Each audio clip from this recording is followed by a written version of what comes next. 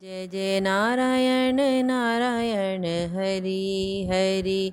जय जय नारायण नारायण हरि हरि। तेरी लीला सबसे न्यारी न्यारी हरि हरि। तेरी महिमा सबसे न्यारी न्यारी हरि हरि। जय जय नारायण नारायण हरि हरि। भजमन नारायण नारायण हरि हरि। 8वां अध्याय। अर्जुन ने कहा, हे पुरुषोत्तम, ब्रह्म क्या है? अध्यात्म किसको कहते हैं? अधिभूत क्या है और अधिदेव क्या कहलाता है?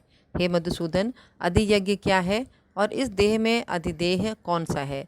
मरने के समय में स्थिर चित्त वाले लोग तुमको कैसे जान पाते हैं? श्री कृष्ण भगवान बोले, जो अक्षर अविनाशी और परम श्रेष्ठ है वही ब्रह्म है। प्रत्येक वस्तु का स्वभाव अध्यात्म कहलाता है और समस्त चराचर की उत्पत्ति करने वाला जो विसर्ग है वही कर्म है। जो देह आदि नाशवान वस्तु है वही अधिभूत कहलाती है।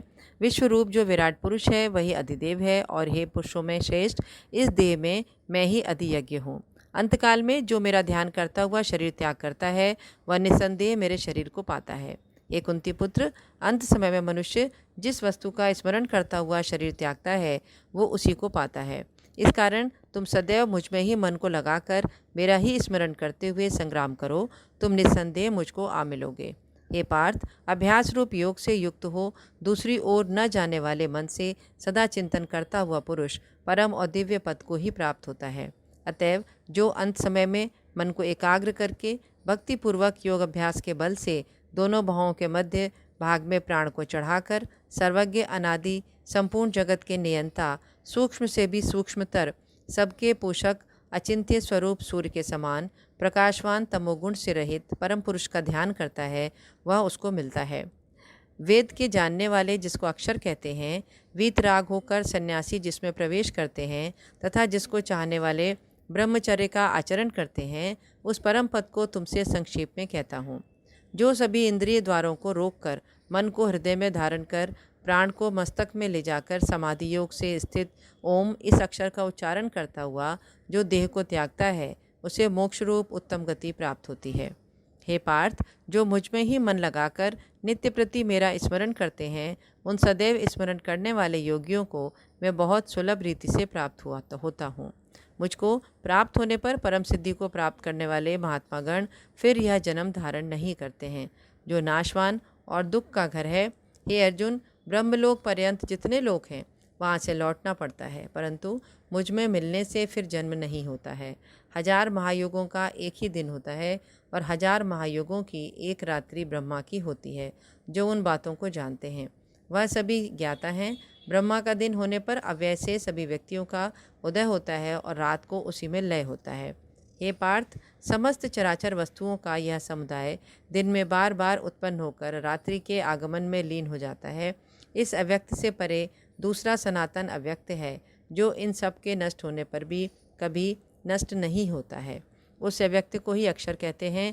वही परम गति है जिसको प्राप्त करके फिर संसार में नहीं जन्मते। वही मेरा परम धाम है। हे पार्थ, जिसके अंतर्गत सभी प्राणी हैं और जिसने उस समस्त जगत का विस्तार कर रखा है वह श्रेष्ठ पुरुष अनन्य भक्ति से ही मिलता है। हे भारत श्रेष्ठ, जिस काल में योगी जन देह छोड़कर फिर नहीं लौटते हैं और जिस काल में अग्नि प्रकाश और दिन सूक्ष्म शुक्ल पक्ष हो, ऐसे उत्तरायण के 6 महीने में मृत्यु को प्राप्त होते हैं। धूम्र रात, कृष्ण पक्ष, दक्षिणायन के 6 महीने इनके मध्य गमन करने वाले चंद्रमा की ज्योति को पहुँचते हैं और लौट आते हैं। संसार को नित्य चलाने वाली शुक्ल और कृष्ण नाम की 2 गतियाँ हैं। एक से आने पर लौटना पड़ता है और दूसरी पर फिर लौटना नहीं होता। हे पार्थ, योगी इन दोनों गतियों का तत्व जानता है, इसी से मोह में नहीं पड़ता। अतएव हे अर्जुन, तुम सदा योग युक्त हो। वेद, यज्ञ, तप और दान से जो जो पुण्य फल बतलाए गए हैं, योगी उन सब से अधिक ऐश्वर्य प्राप्त है और सर्वोत्तम आदि स्थान पाता है। अब सुनिए 8वें अध्याय का महात्म्य। श्री नारायण जी बोले, हे लक्ष्मी जी, दक्षिण देश में नर्मदा नदी के तट पर एक नगर है। उसमें सुशर्मा नामक एक बड़ा धनवान विप्र रहता था। एक दिन उसने संत महात्मा से पूछा, हे ऋषि जी, मेरे संतान नहीं है। तब ऋषवर ने कहा, तो अश्वमेघ यज्ञ कर बकरा देवी को भेंट चढ़ा, देवी तेरे को पुत्र देंगी। तब उसने यज्ञ करने के लिए एक बकरा मोल लिया, उसको स्नान करा के मेवा खिलाई। जब उसको मारने लगा तब बकरा कह कह शब्द करके हंसा। तब ब्राह्मण ने पूछा कि हे बकरे, तू क्यों हंस रहा है? तब बकरे ने कहा, पिछले जन्म में मेरे भी संतान नहीं थी। तब एक ब्राह्मण ने मुझे भी अश्वमेध यज्ञ करने को कहा था। मैंने सारी नगरी में बकरा ढूंढा, परंतु बकरा हाथ नहीं लगा। ढूंढते ढूंढते एक बकरी का बच्चा दूध पीता मिला। उस बच्चे समेत बकरी को मोल ले लिया। तब उसको बकरी के स्तन से छुड़ाकर यज्ञ करने लगा। तब बकरी बोली, अरे ब्राह्मण, तू ब्राह्मण नहीं जो मेरे पुत्र को होम में देने लगा है, तू महापापी है। क्या यह कभी सुना है कि पराये पुत्र को मारने से किसी को पुत्र पाया है?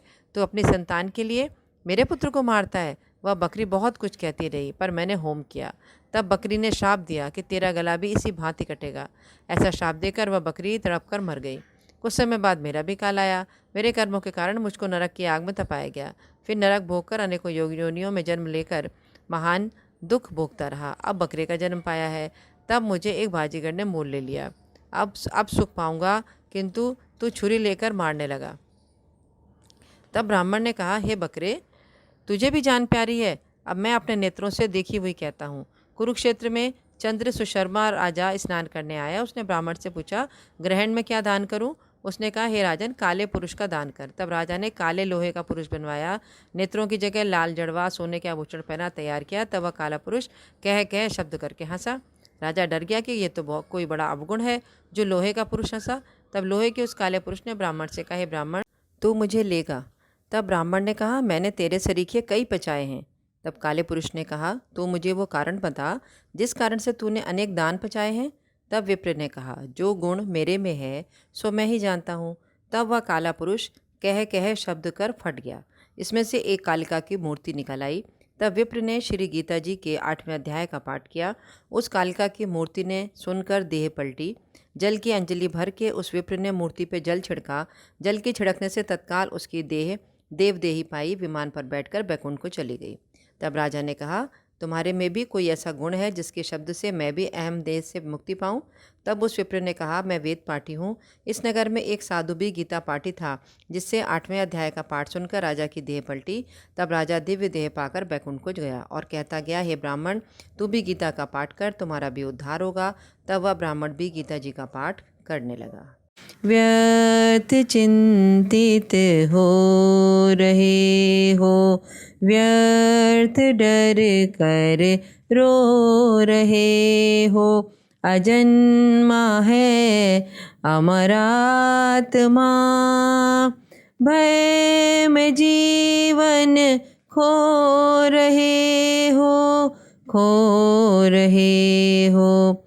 व्यर्थ चिंतित हो रहे हो। है किराए का मकाना तुम हो इसके ना तुम्हारा। है किराए का मकाना तुम हो इसके ना तुम्हारा। पंच तत्वों का बना घर, पंच तत्वों का बना घर। देह कुछ दिन का सहारा, इस मकाम में हो मुसाफिर। इस कदर क्यों सो रहे हो। अजन्मा है अमरात्मा, भय में जीवन खो रहे हो, खो रहे हो। व्यर्थ चिंतित हो रहे हो, व्यर्थ डर कर रो रहे हो। अजन्मा है अमरात्मा, भय में जीवन खो रहे हो, खो रहे हो। व्यर्थ चिंतित हो रहे हो।